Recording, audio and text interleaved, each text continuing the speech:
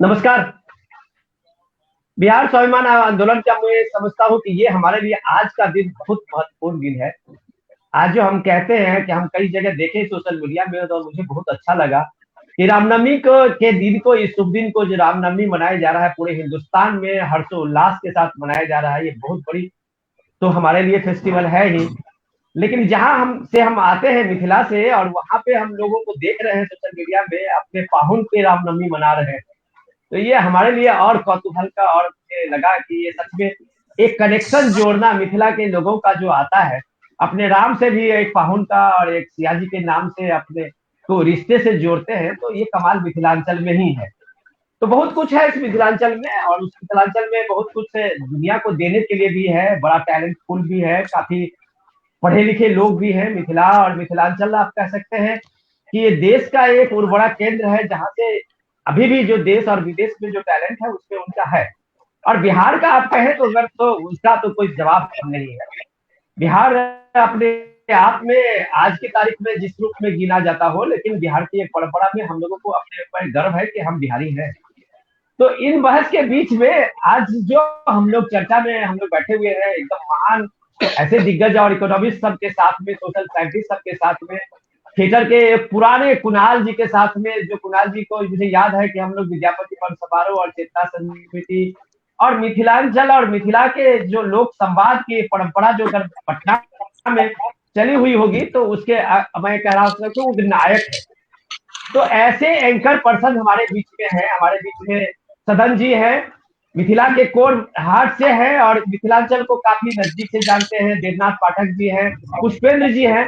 पुष्पेंद्र जी तो मैं समझता हूँ कि हम जिस प्रॉब्लम को लेके बैठे हुए आज चर्चा करने वाले हैं, उसमें उनकी शायद अपनी खास भूमिका होगी, और हम लोगों को उसके बारे में बताएंगे कि ये पलायन का जो दर्द है वो मिथिला नहीं पूरे दुनिया में रहा है, और लेकिन मिथिलांचल में क्यों इस तरह की चीजें हैं उस पर चर्चा करेंगे। लेकिन चर्चा से पहले एक बात मैं ये कहना चाहूंगा कि मिथिला का और मिथिलांचल से की बात मैं छोटे से दायरे में नहीं करूं, पूरे बिहार का अगर मैं करूं, तो माइग्रेशन एक बड़ी प्रॉब्लम है, एक त्रासदी है, आप ये कह सकते हैं। लेकिन हम लोग उस बिहार से और मिथिला से, उस दरभंगा से पले बढ़े हैं, जहां हम अक्सर जो वहां के स्टेज है रहे हैं, चाहे वो विद्यापति पर्व समारोह का मंच हो, या ये सारे मंच से हम लोग वो गीत सुनते रहे हैं, जिसमें मैक्सिमम जो गीतें होती थी वो पलायन के दर्द को लेके ही होता था। तो हमें याद है कि हम लोग के जमाने में जो हम लोग दरभंगा में पढ़ते थे, तो रविंद्र महल की उस्ताद जोड़ी, और उनका वो पहला गीत फरमाइशी लोगों से शुरू होता था, पलायन को ही लेके उनका ये गीत था। और ये इतना कमाल का वो गीत था कि मुझे लगता है कि आज भी लोगों को वहां अभी भी, मुझे लगता है कि झकझोर सकता है उस चीज को लेके कि ये मिथिला क्या बदला है इस 30-35 सालों में।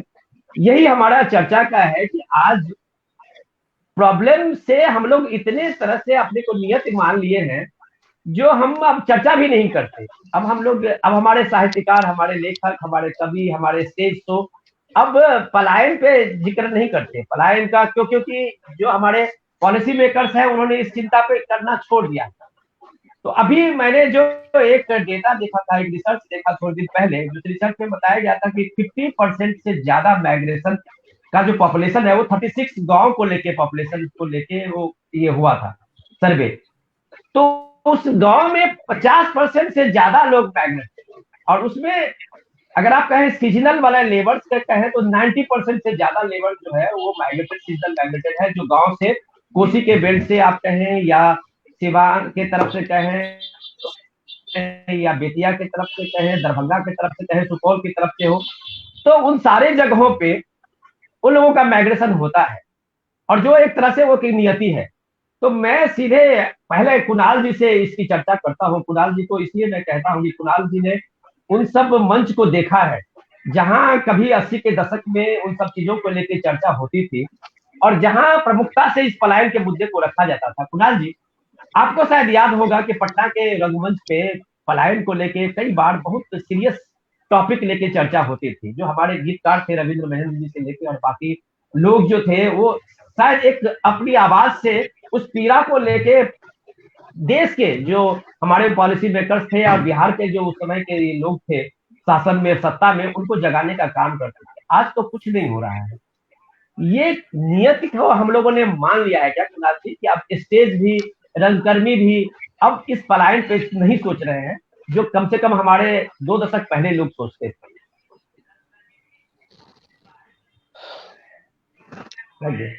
विनोद जी, मैं तो सोच रहा था कि पुष्पेंद्र जी को पहले सुनूं या सदन जी को सुनूं, पाठक जी को सुनूं। हम तो नहीं, मैं इसके बाद पहले उतना आऊंगा। अध्ययन हमारा है नहीं।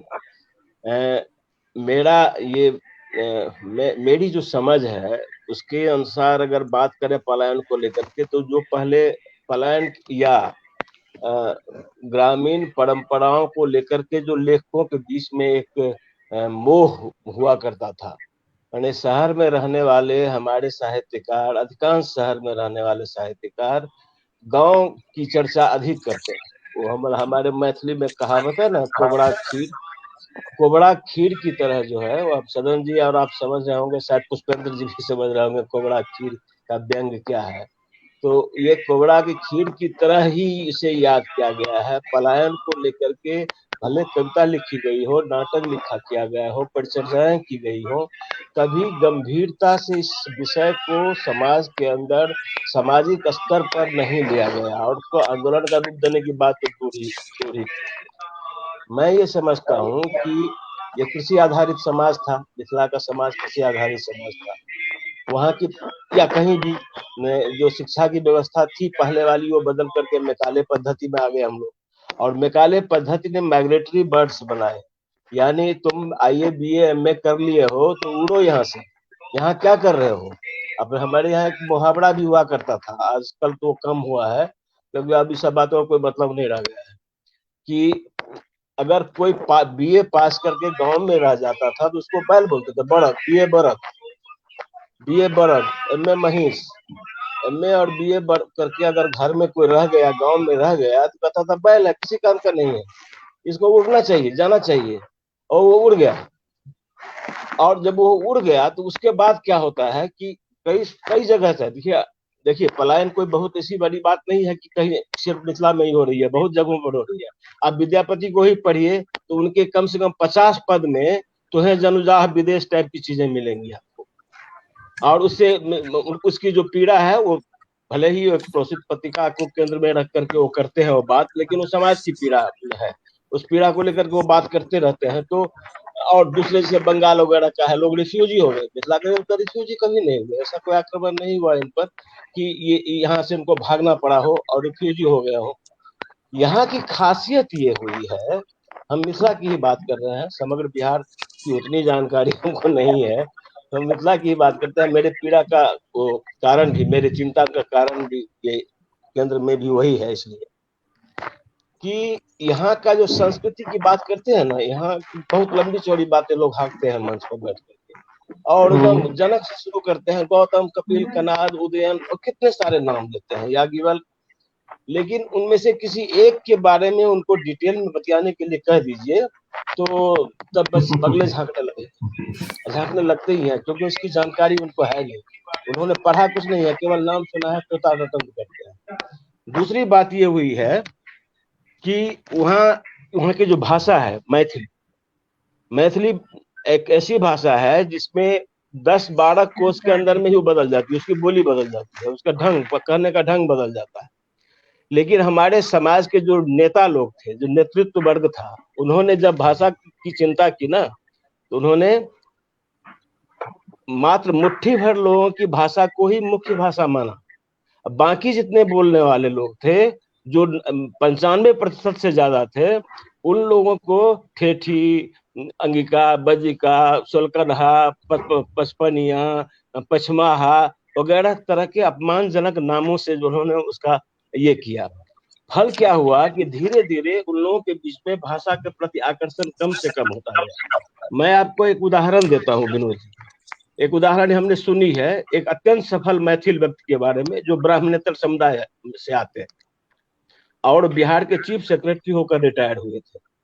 सार्वजनिक मंच पर वो बोल रहे हैं क्या कि मैं मैथिली भाषा में नहीं बोल सकता क्योंकि मैं शुद्ध मैथिली नहीं बोलता। ये शुद्ध अशुद्ध का कंसेप्ट उन 5% लोगों ने दिया कि मैं जो बोलता हूँ सो शुद्ध है, बाकी 95% बोलते हैं बहुत अशुद्ध अच्छा। है। या ये समाज मान गया इस बात को वो 95%, हम जो बोलते हैं वो बेकार की चीज। तब जब वो निकलता है वहां से तो उन चीजों को भी छोड़ता है। उसके साथ साथ क्या हुआ कि सांस्कृतिक रूपों के मामले में आपका मिथिला बहुत ही रिच था। बिहार में अगर खोजने जाइएगा दूसरी जगह गीत वगैरह मिलेंगे, नाट्य नहीं मिलेगा। नाट्य है तो मिथिला में ही है, यहीं के क्षेत्र में। बल्कि संस्कृत नाटक जब खत्म हुआ होने लगा, जब उसके अवसान की स्थिति आई, तब जो एक नया नाट्य रूप उद्भव हुआ उसमें, तो मिथिला से ही हुआ। वो ज्योतिषवर के धूर्त वेरी समागम गुड। से उसको आप चेक कर सकते हैं। तो ऐसी जगह जगह पर उन लोगों का जो 500-600 साल तक कीर्तनीय नाटकों की परंपरा रही है, उससे बहुत पहले, ज्योतिषवर से बहुत पहले ही लोक नाट्यों का बहुत एक लंबी परंपरा रही थी। और ज्योतिषवर ने भी उसकी चर्चा की है, और उनका जो नट वर्णन, नायिका वर्णना वगैरह है वर्णन रत्नाकर में, देखिए तो अद्भुत लगेगा आपको। लेकिन उसका कुणाल क्या जी, हुआ, मैं उस मैं आगे क्या? मैं आपके पास आता हूँ मैं इस बार। मैं समाप्त कर थोड़ा रहा सा हूँ विनय जी, मैं समाप्त कर हाँ रहा हूँ हाँ विनोद जी, जी, मैं समाप्त कर जी देता हूँ उसको, अभी फिर सर आगे सर बढ़ेंगे कंटिन्यू बात। प्लीज। हाँ, बात तुरंत हम 1 मिनट में समाप्त करता हूँ कि ये जो उनके प्रति अरुचि की भावना थी, अपने इन चीजों को न बढ़ाने की बात है। ऐसी बातें कृषि को लेकर के भी है। कई तरह के अनाज जो आज विलुप्त हो गए, उनको संरक्षण, उनको रोकने, उनके बारे में मोह, एक प्रेम, इसका घनघोर अभाव रहा है, जो पलायन को और अधिक व्यापक बनाता गया। बहुत बढ़िया अब कुणाल जी, मैं आप ही के इस चीज को लेके जो आपने संस्कृति की बात की, मैं पुष्पेंद्र जी के पास जा रहा हूँ, क्योंकि पुष्पेंद्र जी हमारे बीच में एक ऑथोरिटी है। मैं इसलिए ऑथोरिटी नहीं है कि टाटा सोशल स्टडीज के पटना सेंटर के वो डायरेक्टर है, चेयरमैन है, उससे ज्यादा ये बात हम लोगों को जानकारी में है। मैंने उनका आर्टिकल भी देखा है कि उन्होंने इन सारी सोशल जो प्रॉब्लम्स है उसको बहुत करीब से देखा है। माइग्रेशन कितना सही है कितना गलत है, इस पे बोलने वाले मुझे लगता है हमारे बीच में पुष्पेंद्र जी एक ऑथोरिटी तो है ही। मैं बिल्कुल। सर एक पर्टिकुलर इलाका लेके आपके सामने में हूँ। ये माइग्रेशन का जो एक आप ऐतिहासिक भूमिका में देखें तो पूरा ग्लोबल एक प्रॉब्लम है।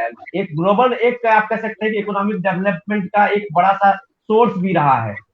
लेकिन जहां की बात मैं कर रहा हूं सर, मैं जिस जगह से आया हूँ बिहार के उन सारे जगह से, जो या तो रेनफेड इलाका है या फिर जो है वो फ्लडेड इलाका, और उस इलाके में माइग्रेशन जो है वो इसलिए है कि वो गरीबी से मुकाबला करने के लिए उस, मैं अब कहता हूं ना कि हमारे यहाँ हमको बचपन में याद है कि वहां अमीरी कैसे आएगी इसका भी टोटका था कि दिवाली में या ऐसे कोई फेस्टिवल में हमारी माताएं जो थी वो सूप पीटती थी कि हम गरीबी भगा रहे हैं।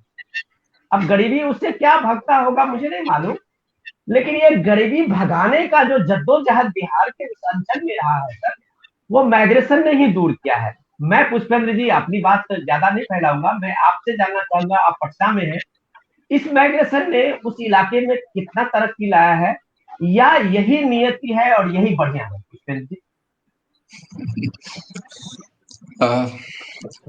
देखिए, एक तो मैं वो रविंद्र महेंद्र जी के गीत को जो आप नीचे रिबन में चला रहे हैं उसको पढ़ रहा था, और मैं कहूंगा कि इस तरह के जो माइग्रेशन को व्यक्त करने के लिए कुछ बहुत सारे गीत हैं, और ऐसे गीत आमतौर पर बहुत भावुक गीत हैं, क्योंकि जीवन की किसी खास एक दुखद या नाजुक किसी स्थिति के बारे में ऐसे गीत होते हैं, और सभी भाषाओं में होते हैं। मैं मैथिली क्षेत्र का नहीं हूँ, मैं भोजपुरी भाषी हूँ, और मेरी कम से कम भोजपुरी भाषा में तो ऐसे काफी गीत हैं ही।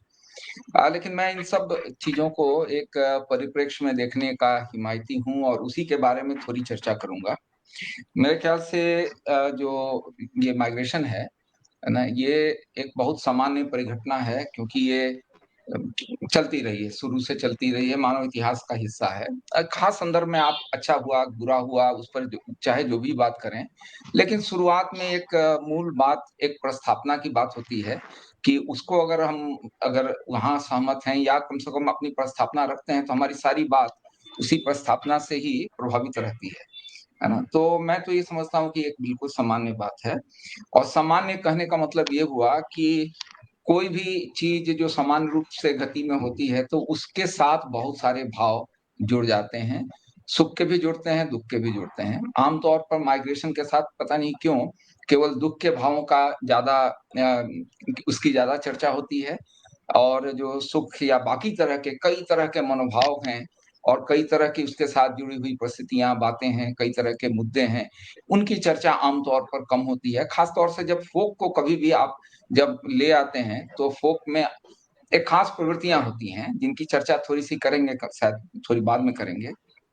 जैसे मैं ये देखता हूँ कि अब देखिए माइग्रेशन कई कितने तरह के होते हैं। हमारे यहाँ विद्यार्थी का माइग्रेशन होता है, मैं भी एक विद्यार्थी के तौर पर अपने घर से निकल गया।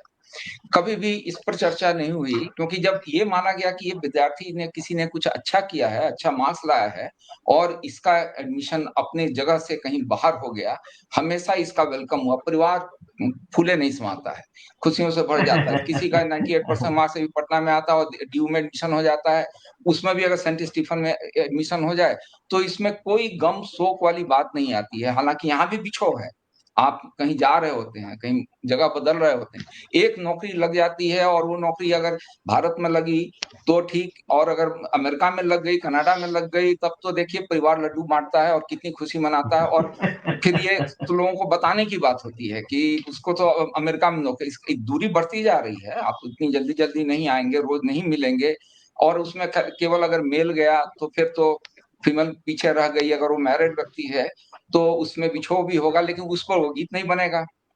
जो आमतौर पर जो फोक में गीत मिलते हैं ऐसे समयों के लिए, ऐसे समाजों के लिए, या ऐसी परिस्थितियों में होने वाले माइग्रेशन के बारे में बनते नहीं। वो आमतौर पर गरीबी के अंदर वाले जो परिस्थितियों में जो माइग्रेशन होता है उन्हीं के बारे में ये बातें होती हैं। इसीलिए आप चाहे स्टूडेंट का या अनमैरिड व्यक्तियों का जो माइग्रेशन है, मेल माइग्रेशन गरीब परिवारों में भी, उसके ऊपर में इसकी चर्चा प्राय कम होती है। ऐसे ही एल्डरली लोगों का जो माइग्रेशन है, तो मैं कह रहा हूँ कि पूरा पहली बात ये मानना कि, और माइग्रेशन को तो मैं तो देखता हूँ कि लोग सेलिब्रेट करते हैं। मैंने खुद फील्ड वर्क किया है और आपके मिथिलांचल के क्षेत्र में सेलिब्रेट किया है, जहाँ कोई गर्व करता है कि वो कैसे पुरानी दास्ता से कोई मुक्त हुआ, है ना। ठीक है, अमीर नहीं हुआ, लेकिन उसने बहुत हद तक उसके कारण से बेगारी कम हो गई, बहुत हद तक उसकी निर्भरता कम हो गई वहां के लोकल लैंडलॉर्ड के ऊपर में, है ना। उसको कहीं ज्यादा उससे डिग्निटी मिली। पहले की तुलना में कपड़े बढ़ गए, कम से कम किलो के भाव से पंजाब से अगर कोई खरीद के लाता है तो पहले की तरह नंगा एकदम उघाड़ा बदन व्यक्ति नहीं रहता है।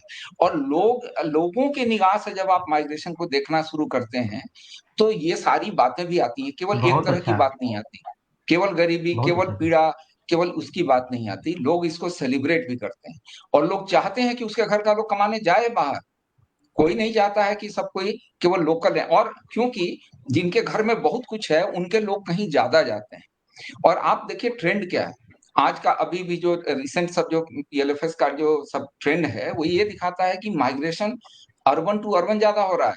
हम लोग, ये पहले का समय था कि जहाँ रूरल टू अर्बन था या रूरल टू रूरल दूसरे राज्य में था। जिन राज्यों में अगर समझिए कि अर्बनाइजेशन ज्यादा हुआ है, शहरीकरण ज्यादा हुआ है, वहां इंटर स्टेट माइग्रेशन हमारी तरह नहीं होता है। वहां राज्य के अंदर में ही माइग्रेशन होता है, रूरल से अर्बन की ओर होता है। लेकिन पिछड़े हुए राज्यों में जहाँ की जहाँ शहरीकरण कम है, आप ये पाएंगे कि वहां पर आप ज्यादातर इंटर स्टेट माइग्रेंट होता है और लोग दूर बहुत जाते बहुत। हैं। और उसमें भी आप अभी आजकल का नया ट्रेंड ये है कि urban to urban migration overall पूरे देश के स्तर पर कहा जाए तो ये सबसे ज्यादा ग्रोथ अर्बन टू अर्बन का है। तो यानी कि मैं ये बहुत कह रहा बढ़िया। हूं कि हमने चाहे जो भी सोच लिया हो, लेकिन समाज ने माइग्रेशन को दूसरे तरह से सोचा है, देखा है। वो उसके आंकड़े में भी बहुत व्यक्त बढ़िया। होता है और फील्ड वर्क से भी हम लोग जब करते हैं तो वहां से भी व्यक्त होता है कि लोग ऐसे नहीं देखते हैं। तो पुष्कर जी, इसीलिए हम लोग, आपने तो, जिनमें सर हम मैं, लोग जो सोशल साइंस के जो लोग हैं आमतौर पर इसीलिए उसको कहते हैं कि ये मल्टी डिसिप्लिनरी है, माइग्रेशन का जो पूरा अध्ययन है। और आप उसको दूसरे तरह से कहें, सामान्य भाषा में आप कहें कि माइग्रेशन इतना बहुआयामी है कि उसको उसके विभिन्न आयामों पर एक साथ नजर रखने की जरूरत होगी, केवल एक पर नहीं बहुत होगी।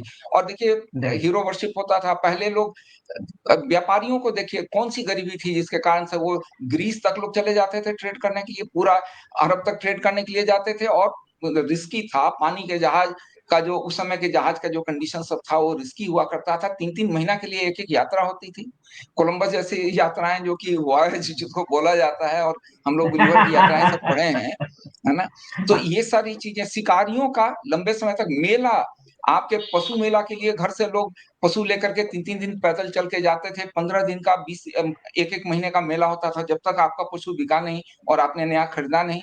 और उसके बाद से लोग लौट के आते थे। पुष्पेंद्र जी, तो मैं दोबारा आपके मैं पास अपनी आता बात हूँ यहीं पर इसको समाप्त कर दूं, इस बात को। सर। तो मैं ये कहना हाँ। चाहता हूं कि देखिए, इसमें माइग्रेशन इतना बहुआयामी है, इसमें आपको ये समझने की जहां जरूरत है, मैं समझता हूं, और जो प्रश्न संभवतः इसकी ओर आपका इशारा है, कि हमारे यहाँ से पारिवारिक माइग्रेशन ज्यादा क्यों नहीं होता है, सिंगल माइग्रेशन क्यों होता है, मेल ही ज्यादा क्यों जाता है, होता है ये? पूरा परिवार नहीं जाता। इसलिए परिवार में, चूंकि कंजुगल जो लाइफ है ये आमतौर पर ज्यादा इंटरेस्ट का विषय रहा है, और खास करके साहित्यकारों के लिए, कवियों के लिए, है ना, गीतकारों के लिए ये ज्यादा विषय रहा है, क्योंकि उसको रोमांटिसाइज भी किया जा सकता है उस पिछोह को, ठीक है, और उसमें दर्द को ज्यादा घनीभूत ढंग से उसको भरा जा सकता है। लेकिन आप सवाल बहुत दूसरा अच्छा। कर सकते थे कि हमारे जैसे यहाँ इंजीनियर डॉक्टर सब पूरा परिवार के साथ माइग्रेट करता है, वैसे वहां पर क्यों नहीं पारिवारिक माइग्रेशन हो पाता है? परिवार करता है, और माइग्रेट करने के बावजूद गरीबी, कुछ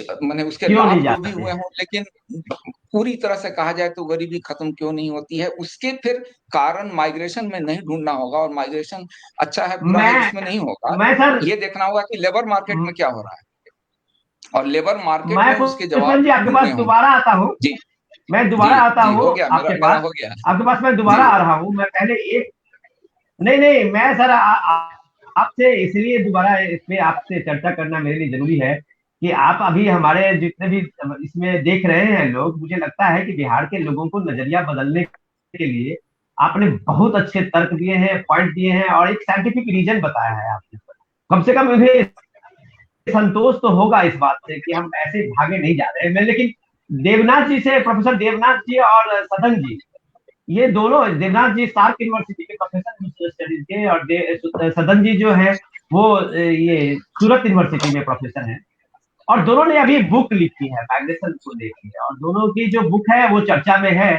तो मुझे लगा कि हम लोग इस तरह इनसे भी थोड़ा बेहतर समझे कि देवनाथ जी, सर मैं आपसे ये जानना चाहता हूँ कि बिहार के अभी जितनी भी बातें बताए हैं पुष्पेंद्र जी ने, पुष्पेंद्र जी का तो एक वास्ट स्टडी है, और हम लोग मैंने सवाल पूछने के लायक भी नहीं है उनके सामने में कि हम एक बेहतर सवाल रख सकते हैं।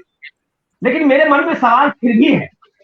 सवाल ये है कि पुष्पेंद्र जी की बात तो 100% सही है, लेकिन मैं जब इलेक्शन टूर में जाता हूँ और मैं सीमांचल के उस इलाके में देखता हूँ कि उस ट्रेनों का नाम भी जो है वो पलायन एक्सप्रेस हो गया, और गांव भर की जो महिलाएं हैं, बुजुर्ग हैं, वो अपने बच्चे को छोड़ने आते हैं उस पलायन एक्सप्रेस पे, गाड़ी से लेके प्लेटफॉर्म तक ठसाठस भरी हुई, कि लोग जा रहे हैं यहाँ से, उनको आना है लेकिन लग रहा है ये बहुत दूर कहीं जा रहे हैं।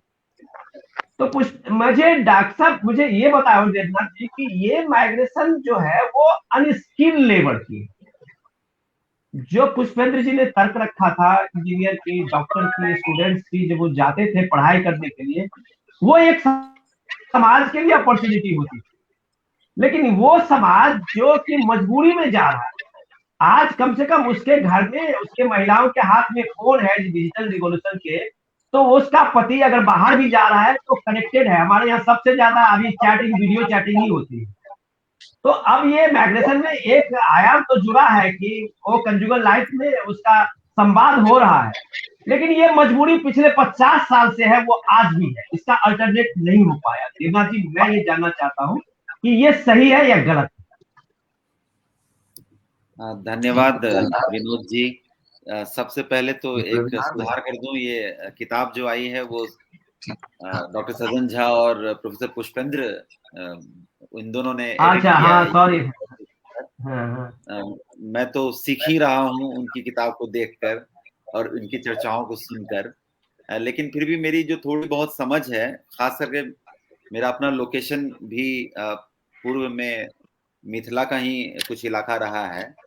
हालांकि मैं भी भोजपुरी इलाके से काफी अवगत रहा हूँ, क्योंकि काफी समय उधर सिवान छपरा वगैरह में गुजरा, तो वहाँ भी जो गाने हैं और खास करके विदेशिया के और भिखारी ठाकुर हाँ के संदर्भ में हम लोगों ने चर्चाएं सुनी है, तो वो उसका संबंध सीधा सीधा वो इंडेंचर्ड लेबर का जो माइग्रेशन था उससे होता है।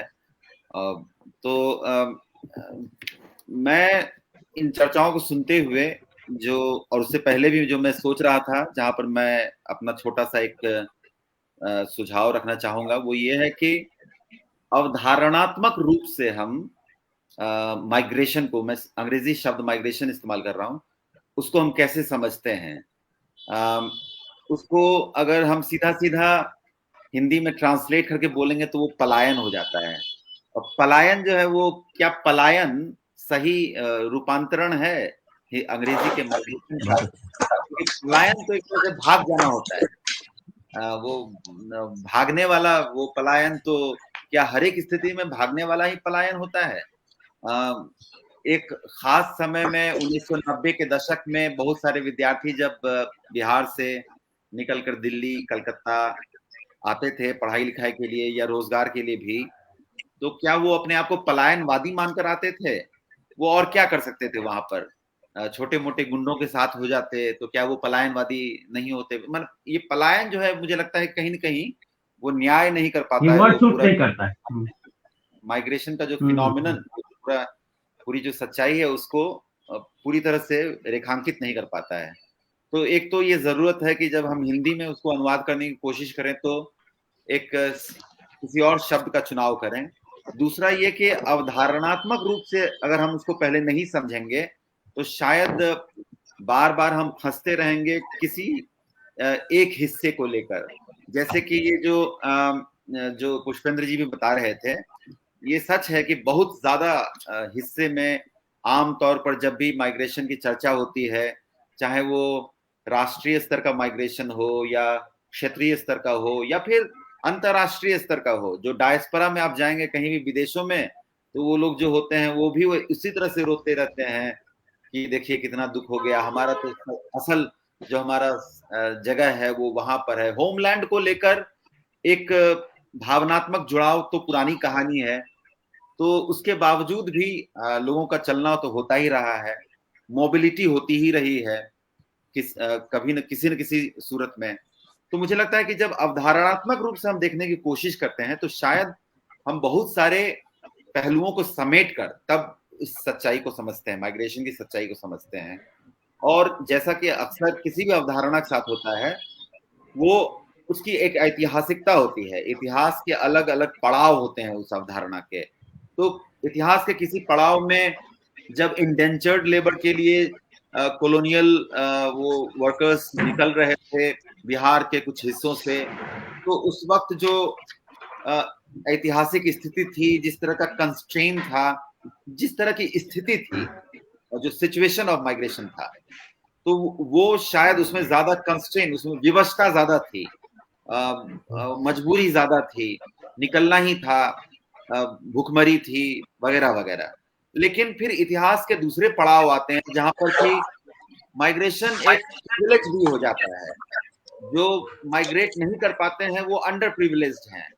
अगर वो सेमी स्किल्ड भी हैं, अंडर स्किल्ड अनस्किल्ड भी हैं और माइग्रेट नहीं कर पाते हैं बहुत सारी व्यवस्थाओं के कारण से, तो उनको कहा जाता है कि आपने या तो आप में विल नहीं था, आपकी इच्छा शक्ति कमजोर थी, या फिर आपको वो विशेषाधिकार नहीं था कि आप घर छोड़ के, अपना गांव छोड़ के, अपने शहर को छोड़ के कहीं और जा सकें। तो कहीं ना कहीं एक विशेषाधिकार की भी बात आ जाती है। हर एक लोग माइग्रेट नहीं कर पाता है, वो एक खास बैकग्राउंड से कुछ विशेष प्रकार की सुविधा हो, कोई हो घर में जो वहां पर संभाल ले, पत्नी हो, इसलिए कहा जाता है फेमिनाइजेशन, स्त्रीकरण भी बहुत बड़ा रूप है माइग्रेशन का। अगर घर में कोई पत्नी है, कोई औरत है, कोई बड़े बुजुर्ग हैं जो घर को संभाल लें, तो युवक निकल जाते हैं काम काज के तलाश में। तो ये तो अनस्किल्ड लेबर के लिए हो गया। जो स्किल्ड लोग होते हैं वो भी कुछ ना कुछ देख के आते हैं, ऐसे सब कोई नहीं छोड़ के आ सकता है। ये एक जो विशेषाधिकार इससे जुड़ा हुआ है, उसको भी साथ में लेके आकर उसको देखने की जरूरत है, तभी शायद हमारी जो अवधारणा। बहुत बढ़िया। नहीं, आपने एक अच्छा पॉइंट दिया पाठक जी। और मैं एक बार सदन जी के पास जाता हूँ कि सदन जी का अनुभव जो है, रिसर्च जो है, अपनी बुक अपनी जगह पे, वो भी एक इसके साथ में एक एग्जाम्पल है। लेकिन सदन जी उस जगह से आते हैं जहां उन्होंने बहुत करीब से उस माइग्रेशन के और उस माइग्रेशन के पीड़ा को देखा। मैं अपना पलायन शब्द वापस ले लेता हूँ पाठक जी, और मैं बहुत सहमत हूँ आपके बात से। तो मैं सीधे माइग्रेशन पे ही आता हूँ, और मैं जब इसका कुछ ऐसा एक्चुअल वर्ड ढूंढ पाऊंगा तब फिर मैं इस पे बात करूंगा। अभी माइग्रेशन ही। तो सदन जी, मेरा सवाल आपसे है कि आप में दरभंगा के जगह को आपने बहुत करीब से देखा है। आपने दरभंगा महाराज के दौर का नहीं देखा हो, लेकिन आपने उस स्थिति को बहुत तरह से समझा जरूर है। दरभंगा राज्य में 1947 से पहले जो इंडस्ट्रियलाइजेशन था सदन जी, जिस उस इलाके में, उसमें 7 चीनी मिलें हुआ करती, पेपर मिलें हुआ करती थी, जूट मिलें हुआ करती थी, मतलब एग्रो इंडस्ट्री के वहां पे काफी ऐसे प्रोविजन थे सॉरी, जो एग्रीकल्चर के साथ साथ उसको एक अल्टरनेट भी मिलता था। आज उस पूरे, आप पूरे मिथिलांचल में कह लीजिए कि सीमांचल के उस भाग तक, अगर एक कोसी के सारे इलाकों का जो दर्द है, उस दर्द में क्या सिर्फ मजबूरी है, या फिर बिहार में और खासकर इस मिथिला के इस इलाके में डेवलपमेंट का जो शून्यता है, वो लोगों को पलायन करने के लिए मजबूर करता है, न कि माइग्रेशन के लिए मजबूर करता है। सदन जी, आपका जो रिसर्च है, आपकी जो बुक है, वो इस पे कुछ बढ़िया बात बता। शुक्रिया विनोद जी, और शुक्रिया आमंत्रित करने के लिए भी। मैं आपके सवाल पे सीधे सीधे आता हूँ। उससे पहले मैं अपने पहले जो कुणाल जी, पुष्पेन जी और देव जी, इनकी बातों से बहुत सहमत हूँ।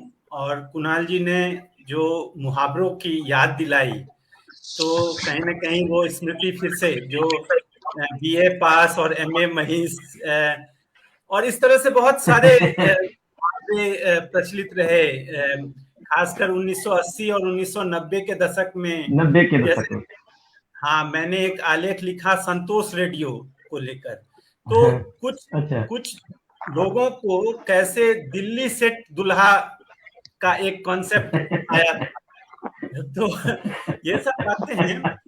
और पुष्पेन और पाठक जी दोनों ने बहुत सही कहा कि माइग्रेशन एक बहुआयामी परिघटना है, जिसके अलग अलग पक्ष होते हैं। उन सभी पक्षों को देखने की जरूरत है। और आपका जो सवाल है मुझसे, मुझे लगता है कि असल चिंता में माइग्रेशन से अधिक औद्योगिक पिछड़ापन है और गरीबी है। तो ये जो पिछड़ापन और गरीबी है, हम लोग अक्सर उसको डायरेक्टली कन्फ्रंट करने के बजाय हम लोग बहुत सारी दूसरी बातों को लेकर अधिक चिंतित हो जाते हैं। होना भी चाहिए, क्योंकि माइग्रेशन एक तो आधारभूत जो प्रक्रिया है किसी भी समाज के बनने की, लेकिन साथ साथ इसमें जब क्षेत्रीय पिछड़ापन जुड़ जाता है या औद्योगिक पिछड़ापन जुड़ जाता है, तो इसका आयाम बहुत बदल जाता है, इसकी प्रकृति बहुत बदल जाती है। तो पुष्पेन जी की बात से मैं पूरी तरह से सहमत हूं, लेकिन उसके साथ साथ एक जैसे कि क्यों माइग्रेशन, जो कुणाल जी ने भी कहा कि अंग्रेजों के आने के बाद, औपनिवेशिक शासन के आने के बाद एक नए कलेवर में हमारे सामने आता है। माइग्रेशन का इतिहास बहुत पुराना है, जैसा कुणाल जी ने कहा, पुष्पेन जी ने भी उसकी तरफ इशारा किया। बहुत पहले से, विद्यापति के समय भी, उससे पहले भी हमेशा लोग एक क्षेत्र से दूसरे क्षेत्र जाते रहे। लेकिन क्यों औपनिवेशिक समय के बाद ये जो माइग्रेंट एक फिगर है, वो बहुत सशक्त रूप से हमारे सामने आता है? उसके पीछे ये क्षेत्रीय जो पिछड़ापन, क्षेत्रीय विविधता, एक क्षेत्र, एक अंचल विकसित हो गया, दूसरा अंचल पीछे छूट गया, रेलगाड़ी, इन सभी की भूमिका है। तो इसमें जब इसी प्रक्रिया में हम आगे आते हैं, और स्वतंत्रता के उपरांत का जो भारत है, उसमें मिथिला कहीं न कहीं, आपकी बात से मैं सहमत हूं, वो पीछे छूटता चला गया। सकरी का चीनी मिल, रैयाम चीनी मिल और तमाम चीनी मिल या एग्रो बेस्ड इंडस्ट्रीज, वो सभी धीरे धीरे वो खत्म होते चले गए। तो इन सब का जो शिक्षा व्यवस्था थी, वो भी उसमें बहुत वो पतनशील हो गया।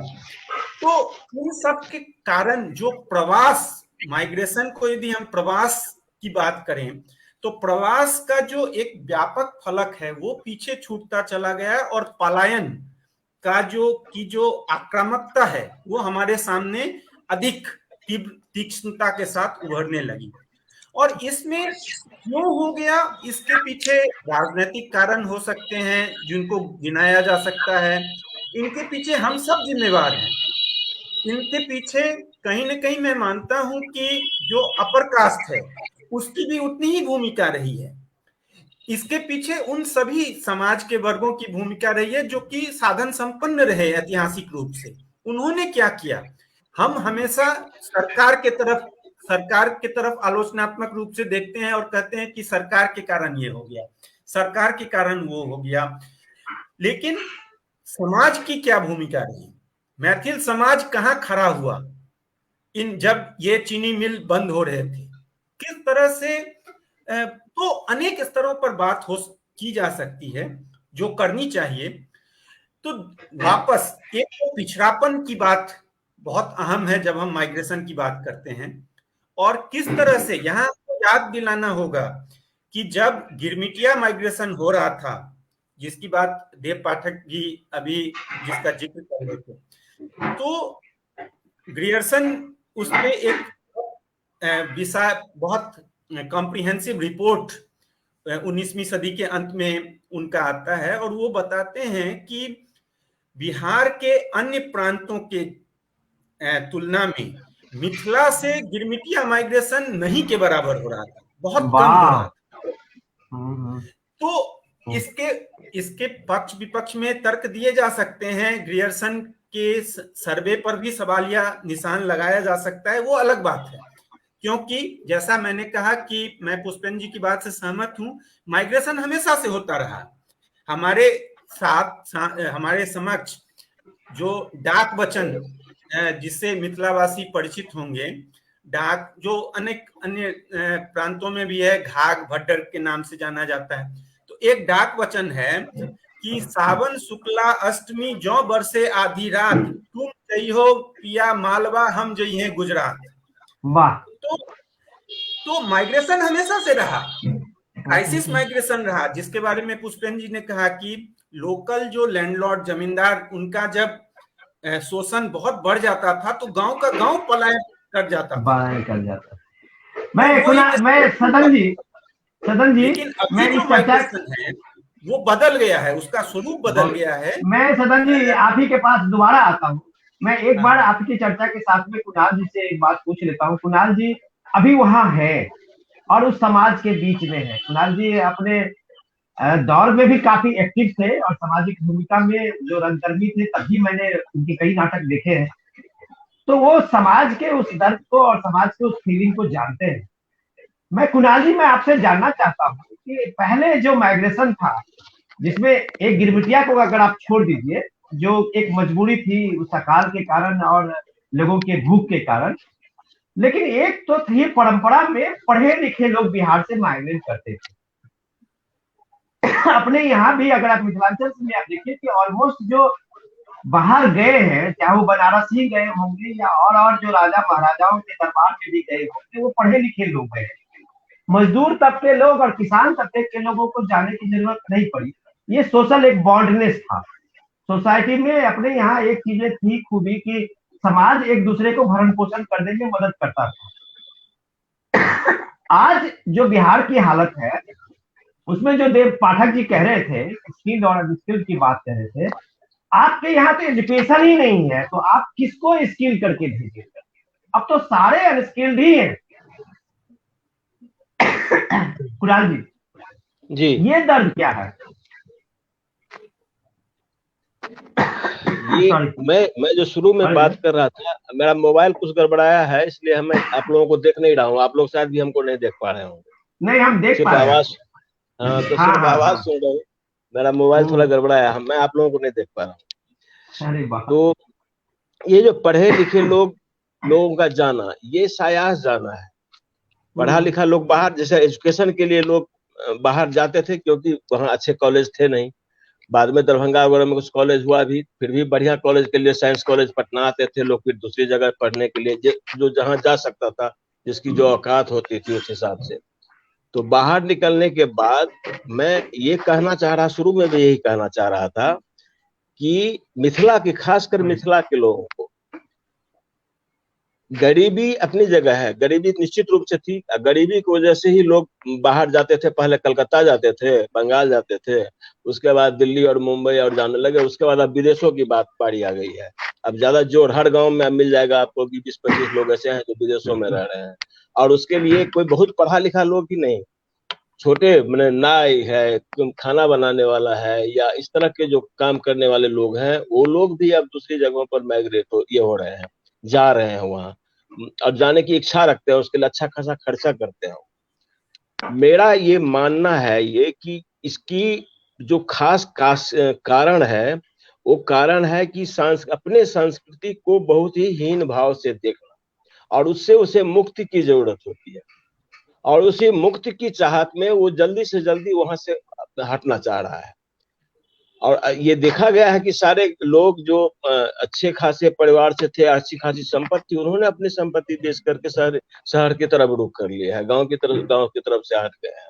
और ग्रामीण संस्कृति तो ग्रामीण संस्कृति ही थी।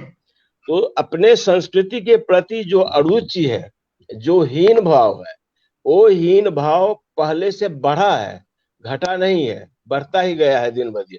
उसके लिए पहले भी था, लोग जो पढ़ लिख लेते थे तो बाहर निकलते थे दिग्विजय करने के लिए, और जब वो लौट के आते थे तो षड्यंत्री कहलाते थे उनको।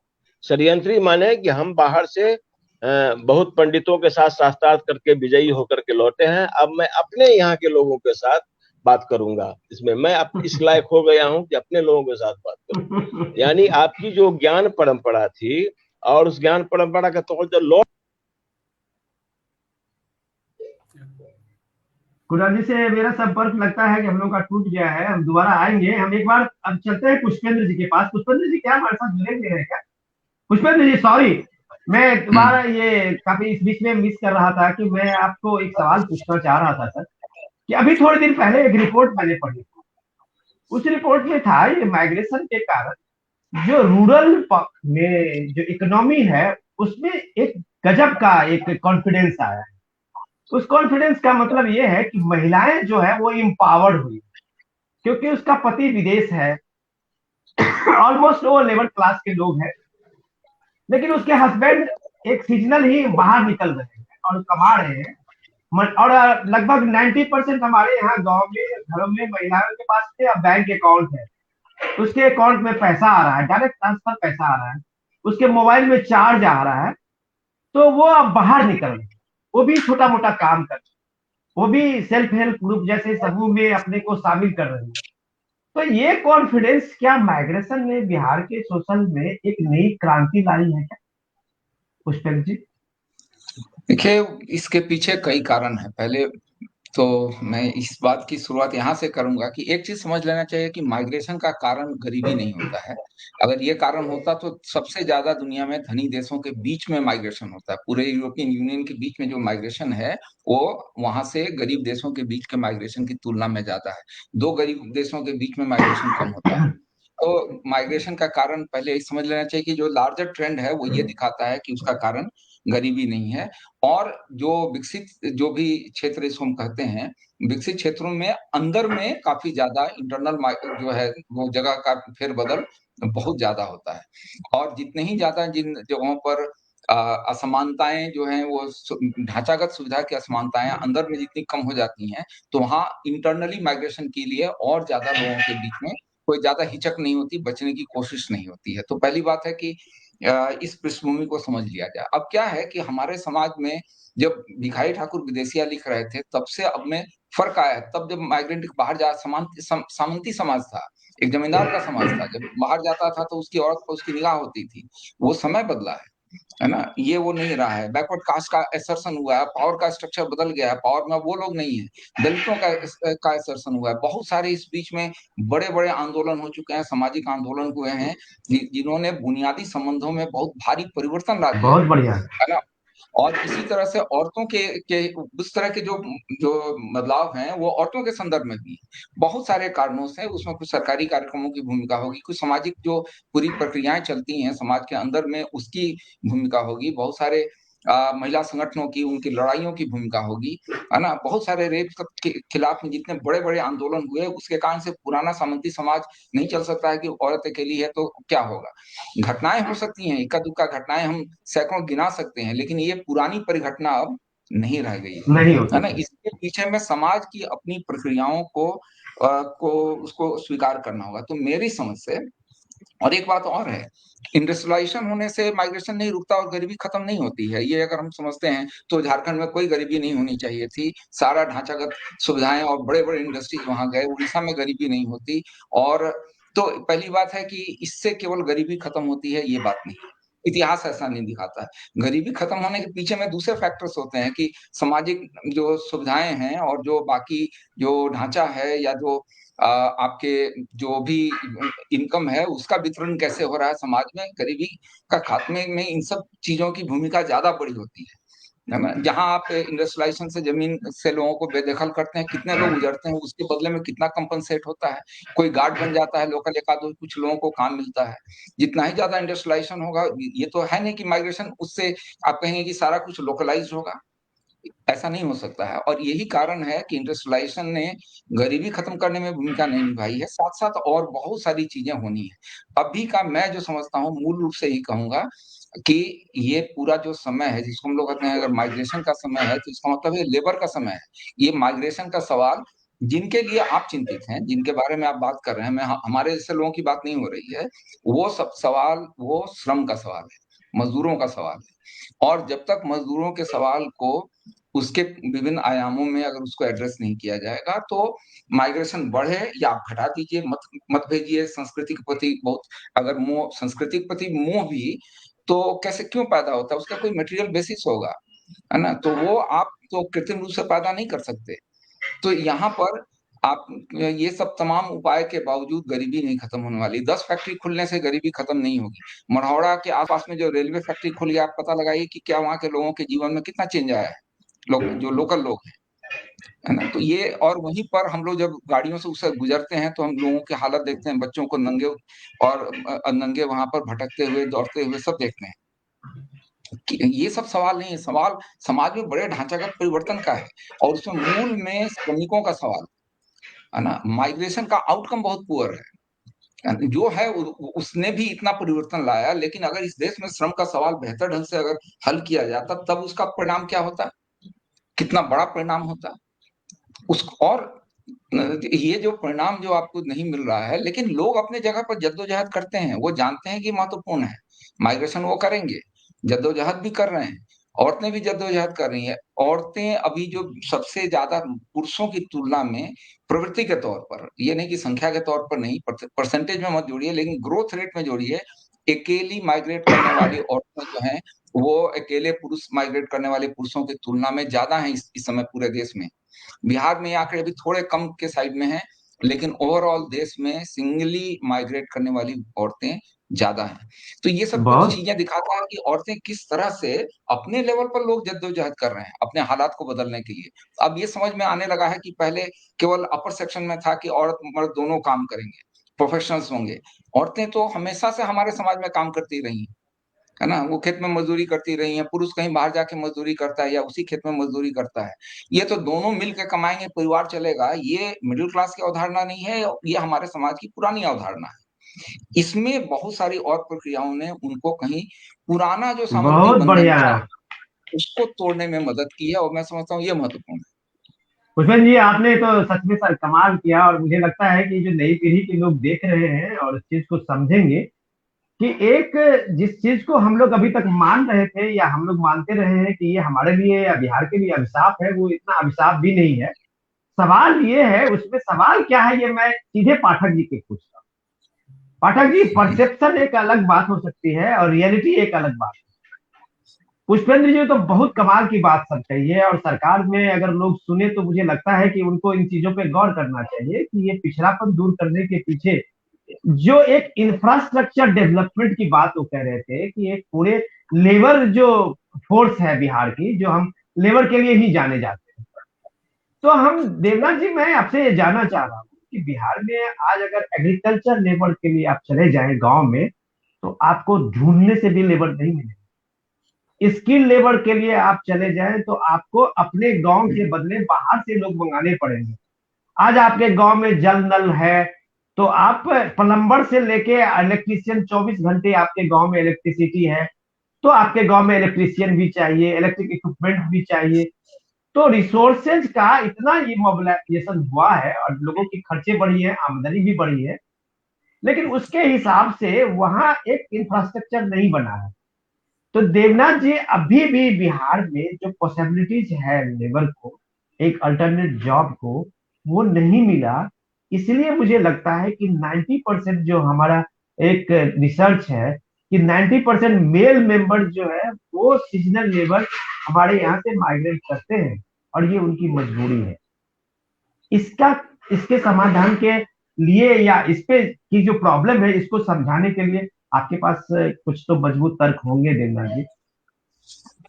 मजबूत कितने हैं ये तो नहीं मालूम है, लेकिन ये अभी जो दो बातें जो उभर के आई हैं, पुष्पेंद्र जी बता रहे थे, कुणाल जी उससे पहले बता रहे थे, उसमें ये जो ढांचागत परिवर्तन की बात जो बता रहे थे, चाहे कुणाल जी भी जो बता रहे थे हमें कि किस तरह की जो वो जो माइग्रेट करने वाले लोग होते हैं, ये हमें शायद सबसे पहले तो हमारा, इसलिए मैंने शुरू में ही कहा कि हमें अपनी अवधारणा को ही दुरुस्त करना पड़ेगा।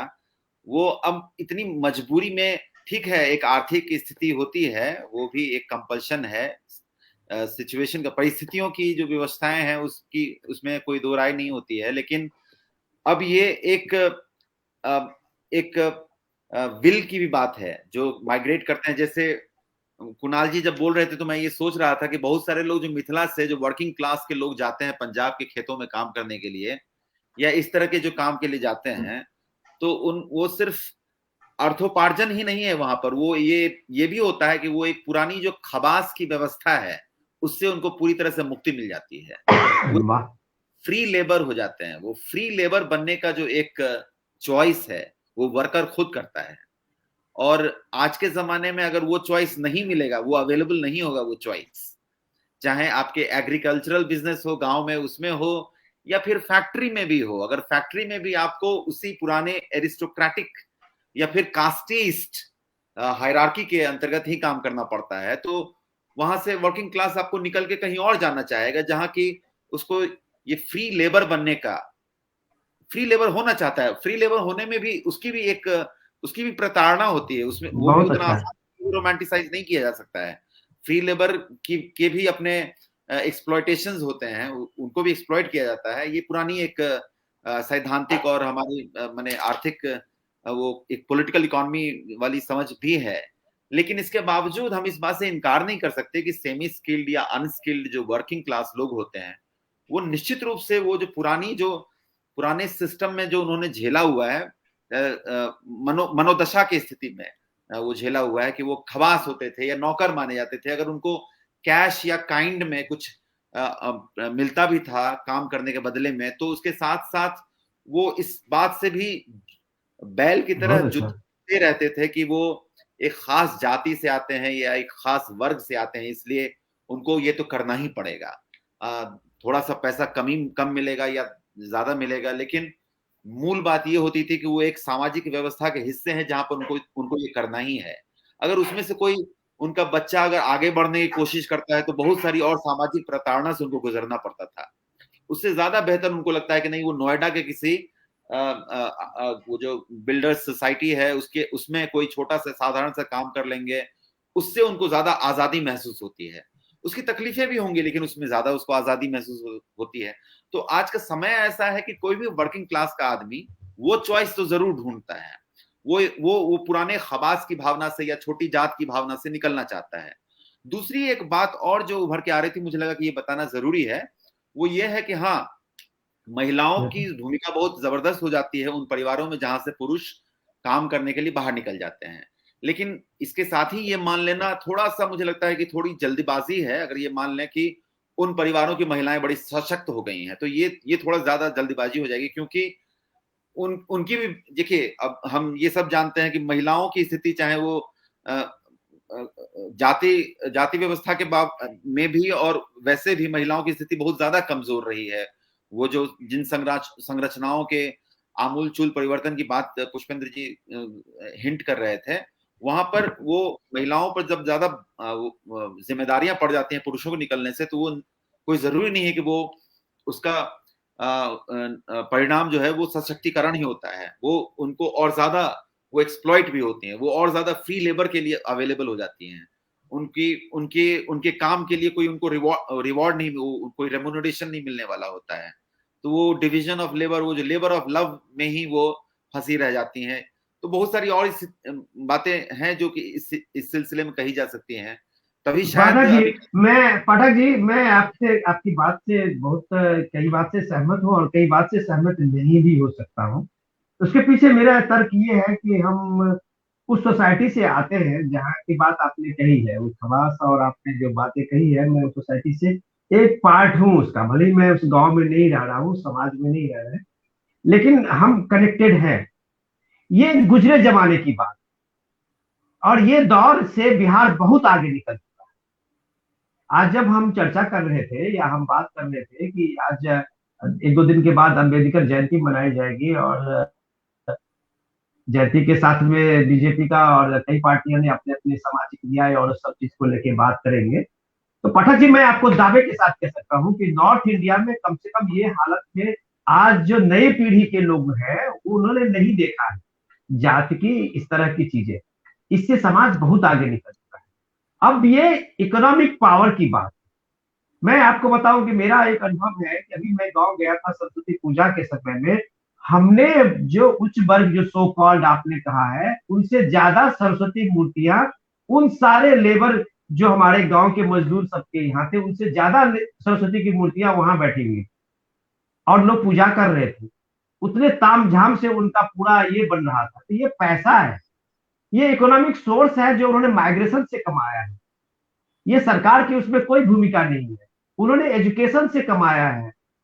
तो ये मैं सीधे सदन जी के पास चलता हूं कि सदन जी, सामाजिक व्यवस्था तो बहुत कमाल के चेंज हुए हैं। आज कोई ऐसा नहीं है कि आप एक लेबर को किसी तरह से सामाजिक दबाव के कारण आपके यहाँ कोई काम करने आता हो। आप काइंड में नहीं, आप कैश में आज देते हैं। काइंड का जमाना भी बिहार से चला गया, कब का, गुजरे जमाने में 20 साल की बात कह रहा हूं। इस हालत में वहां आज भी लोगों के पास काम है, लेकिन लोग नहीं कर रहे हैं। ऑप्शन वो ढूंढ रहे हैं कि वो बाहर चले जाए। एक कारण तो सबसे अच्छा ये हुआ कि ट्रांसपोर्टेशन की सुलभता हुई पाठक जी, कि अब गांव से किसी गांव से स्टेशन पकड़ना 4 से 5 किलोमीटर का दूरी है, और बसेज और बाकी जो ट्रांसपोर्टेशन के मोबिलाइजेशन ये मूवमेंट है वो काफी ज्यादा स्पीड है, सड़कें है। तो इस मामले में माइग्रेशन के लिए एक बहुत बड़ा फैक्टर बना है। लेकिन फैक्टर ये है कि हर कोई, जो बात पुष्पेंद्र जी कह रहे थे कि शहरों से शहरों की तरफ माइग्रेशन जो हुआ है, ये अर्बनाइजेशन के कल्चर से भी हम प्रभावित हुए हैं। वो रिसोर्सेज भी हम अपने घर में लाना चाह रहे हैं। तो बिहार में जो भी माइग्रेशन हो रहा है, उनकी ललक अपने को आर्थिक रूप से संपन्न करना है, न कि मुझे लगता है कि सोशल रूप से वो अपने को एक अपना एक ये चाहते हैं कि वहां पे उनको एक सम्मान मिले। वो सम्मान उनको मिल रहा है। सदन जी देखिए, 2-3 बातें हैं। जो आपने अंतिम बात कहा और देव पाठक जी ने कहा, दोनों की तरफ मेरी थोड़ी थोड़ी आंशिक सहमति और असहमति है। न तो बहुत रोमानी पिक्चर में मैं यकीन रखता हूं कि सब कुछ बहुत समान हो गया है, वो वैसी भी बात नहीं है। सामाजिक असमानता का स्तर कम अधिक हुआ हो, लेकिन एकदम से स्थिति बदल गई है। इस बात को थोड़ा पचा पाना मेरे लिए मुश्किल है। बहरहाल 2-3 बातें मैं इस बहस में लाना चाहता हूं। एक, जो पुष्पेंद्र जी ने श्रम की तरफ ध्यान दिलाया, मैंने उससे पहले आर्थिक पिछड़ेपन की बात कही थी। गरीबी भी है उसका एक हिस्सा, लेकिन पिछड़ापन एक और क्षेत्रीय विविधता, आंचलिक विविधता, ये इसकी तरफ मैंने इशारा किया था। यहां जब हम श्रम की बात करते हैं तो एक महत्वपूर्ण और दूसरा ध्रुव है कि पूंजी का क्या हो रहा है। बिना पूंजी की बात किए हुए श्रम की बात भी पूरी नहीं होगी। और वहां हम देखें कि माइग्रेशन तो हर जगह हो रहा है, श्रमिकों की किल्लत हर जगह है, गुजरात में भी है, गुजरात के गांव में भी है, तमिलनाडु में भी है। लेकिन जो पूंजी वहां से इमर्ज कर रहा है, वहां जो पूंजी का उत्पादन हो रहा है, वो पूंजी फिर से उस समाज में जा रहा है। बिहार में मेरा ये अनुमान है, इस तरह से कोई बड़ा अध्ययन मैंने नहीं देखा है, शायद नहीं हुआ है, कि बिहार में जो पूंजी का निर्माण हो रहा है वो पूंजी कहां जा रहा है। पूंजी तो निर्माण हो रहा है, तो वो पूंजी चाहे किसी तरह से, वो एक्यूमुलेशन से हो या औद्योगिक पूंजी हो न हो, वो बात नहीं है, लेकिन जो धन है, धन का व्यय कहां हो रहा है। वो धन क्या बिहार के उसी समाज में उसके आर्थिक क्रियाओं में हो रहा है, या सामाजिक व्यय हो रहा है। वो शादी ब्याह के खर्चे हो रहे हैं, मेडिकल पे बहुत अधिक व्यय हो रहा है। तो ये भी एक तरफ एक दूसरा ध्रुव है। तो ये एक बात मैं रखना चाहता हूं। दूसरा मुद्दा मैं रखना चाहता हूं जिसकी तरफ अभी कुछ देव पाठक जी ने और कुछ आपने इशारा किया, लेकिन उसको और तीव्रता के साथ, तीक्ष्णता के साथ रखने की जरूरत है। वो ये कि पिछड़ापन हमेशा रहा, श्रमिकों का माइग्रेशन हमेशा से रहा, लेकिन एक जो नया बात जुड़ा है, जो बहुत जोरदार तरीके से हमारे सामने आता है, वो है एस्पिरेशन का मुद्दा। और एस्पिरेशन अब महज चंद जो अपर कास्ट के बीच में नहीं है, एस्पिरेशंस हर तबके के अपने एस्पिरेशन, वहां पे जो हर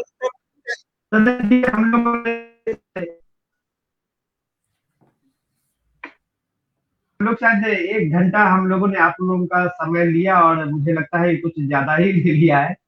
हम इस चर्चा को अभी जारी रखेंगे। अभी इस चर्चा के साथ में मैं एक बार अंतिम बार इसका कमेंट लेना चाहता हूँ पुष्पेंद्र जी से, और उसके बाद हम लोग आगे फिर इन सब चीजों पे मिलेंगे और हम लोग बात करेंगे। पुष्पेंद्र जी, जो बात अभी उन्होंने कही है, सदन जी ने कहा है, प्रोफेसर सदन जी के उस एस्पिरेशन से मैं आपको एक सवाल पूछना चाहूंगा सर, कि ये बिहार में ये जानना जरूरी है। और मुझे लगता है कि इस दौर में जो उन्होंने बात कही कि लोगों के खर्चे का, अब हमारे यहाँ बिहार में, मैं जिस जगह से आता हूँ सर, सबसे ज्यादा अगर लोगों का फोकस है तो गांव के उस छोटे जो सांस्कृतिक उसके त्योहार होते हैं, या वो भोज और जो भी चीजें हैं परंपरा से उसमें। और आप देखेंगे कि वहां आपका कास्ट पार आप छोड़ दीजिए, क्रॉस ऑल सोसाइटी के हर लोग काफी अच्छे खर्चा करते हैं, लोगों को खिलाने पिलाने बुलाने। तो वो एक संपन्नता दिखती है वहां पे, जो उनको लगता है कि खास करके भोज आप कह लें, तो वो एक आदमी का अपना एक इकोनॉमिक स्टेटस का एक सिंबॉलिक भी हो गया है। और ये सब कास्ट है, सब बढ़िया पैसा खर्च करता है। तो क्या हम ये मान लें कि बिहार में जो एक एस्पिरेशनल बिहार है, जिसमें हर आदमी को सोसाइटी में लगता है कि मुझे भी अपने समाज में कुछ ऐसे करके दिखाना है, यह एक प्रोग्रेसिव समाज का हिस्सा है, या हम और पीछे होते जा रहे हैं? पुष्पेंद्र जी। देखिए, ये एस्पिरेशन तो समाज में ढके छुपे हुए तौर पर या खुले तौर पर ये हमेशा होता है ना। तो ये कोई एस्पिरेशन को हम लोग राजनीतिक तौर पर कहा जा रहा है एस्पिरेशनल इंडिया, एक एस्पिरेशनल क्लास, मेरे ख्याल से ये कोई अलग बात नहीं है। आकांक्षाएं और वो होते हैं कि वो अगर पंख उसमें होते और उड़ जाते, ये बातें हमने भी बचपन से सारी ये एस्पिरेशंस की बातें सुनी हुई हैं। सवाल ये है कि एस्पिरेशंस की वस्तु स्थिति क्या है ना, और वस्तु स्थिति में इंसान क्या क्या करता है। और कई बार जो इंसान करता है वो आपको इरेशनल लग सकता है, आपको लगता है कि बेवजह है ना। लेकिन आपको ये समझना है कि इंसान के पास उसके लिए वजह क्या है, वो क्या वजह देखता है। मैं जो देखता हूँ ये एस्पिरेशनल से ज्यादा ये मामला कैचिंग अप का है, खास करके सम्मान का है। है ना। हाँ, ये तमाम सामाजिक उत्सवों पर खर्च करना ना, ये एक सम्मान का बात था कि पहले लोग जाकर के वहां पर मैंने वो बचेगा, कुछ खाने को मिलेगा तो हम ले लेंगे, हम वो जो दिया जाएगा वो भी दुत्कार करके उसकी जगह ये सब सम्मान के सवाल हैं। समाज के अंदर में केवल आर्थिक एकदम रैशनल ढंग से कि आज एक एक पैसा जोड़ के क्यों नहीं वो धनी हो जाता है, क्यों नहीं वो जमीन खरीद लेता है और एसेट बना लेता है, समाज ऐसे सोचता नहीं है ना। समाज की अपनी इतिहास है, उसकी अपनी स्मृति है, स्मृतियों में उसके साथ क्या हुआ है, उसको अब बदलने का अब क्या तरीका है, कैसे अंडू करेंगे। कई बार रिवेंज भी होता है कि ऐतिहासिक ढंग से उसका रिवेंज का नॉन वायलेंट तरीका क्या होगा, है ना। तो ये सारे समाज के अंदर में एक साथ कई तरह की जो प्रवृत्तियां चलती हैं, उसमें मैं समझता हूँ कि ये सब सम्मान का सवाल है ना। और अरे मैं वाह। अपने फील्डवर्क के क्रम में एक वो हमेशा याद आता है कि एक आदमी ने कहा एक मुसहर परिवार से कि उनके उस इलाके में लालू जी जब मुख्यमंत्री थे तो गए, तो उन्होंने कहा कि उन्होंने ये नहीं कहा कि हम तुमको काम देंगे, नौकरी देंगे, जहां काम मिले वहां जाओ, पंजाब हरियाणा जहां काम मिलता है वहां जाओ, लेकिन जब लौट के आओ तो जीत से रहो, यानी अच्छा कपड़ा झाड़ के रहो। ये बात जो उसने मुझे कही, उसका ये शब्द थे, आप ही के अंचल का, मिथिलांचल का, ये बात इस पूरी चीज को जो आप सवाल कर रहे हैं, मैं उसको एस्पिरेशन से ज्यादा इस जीत से रहने वाली बात है कि पहले की तरह जीत और नंगे, जीत। हाँ अब नंगा रहने का मामला नहीं है ना।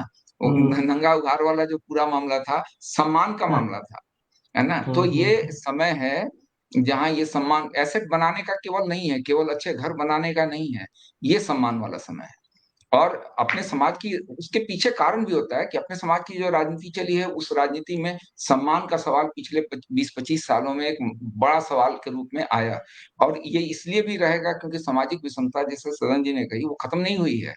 हम लोग कुछ ब्राइटर पार्ट के बारे में बात कर रहे हैं, इसका मतलब ये नहीं कि हम सामाजिक जो सच्चाइयां हैं उससे मुंह मोड़ रहे हैं, वो अपनी जगह है। लेकिन इसमें लोगों का जो जद्दोजहद है, उस जद्दोजहद का एक परिणाम ये है कि वो अपने सम्मान को रिक्लेम करने की दिशा में कुछ हद तक कर सकते हैं, वो कर पा रहे हैं और वो उसको प्रायोरिटी दे रहे हैं। हमको मुझे ऐसा दिखता है कि हम उसको चाहे रैशनल समझे ना समझे, वो प्रायोरिटी उसी चीज को इस समय दे रहे हैं। बहुत और ये बढ़िया। सब और मुझे लगता है कि सकारात्मक पक्ष के रूप में ही माइग्रेशन का ही केवल परिणाम नहीं है, लेकिन माइग्रेशन का भी उसमें एक भूमिका या कहीं एक योगदान है। कितना है उसका मापने की जरूरत नहीं है, उसको कोई मेजर करने की जरूरत नहीं है, ये भी है और भी चीजें हैं।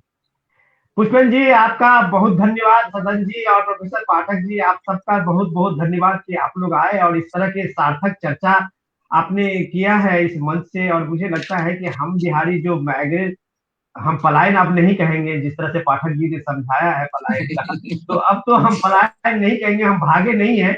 लेकिन मुझे अपने माइग्रेशन पे अब गर्व होने लगा है, जैसे पुष्पेंद्र जी ने कहा है। आप सबका बहुत बहुत धन्यवाद। नमस्कार। हम फिर मिलेंगे इसी चर्चा के साथ, आप लोगों का वक्त मिलेगा तो। धन्यवाद सर, नमस्ते। नमस्कार। नमस्कार।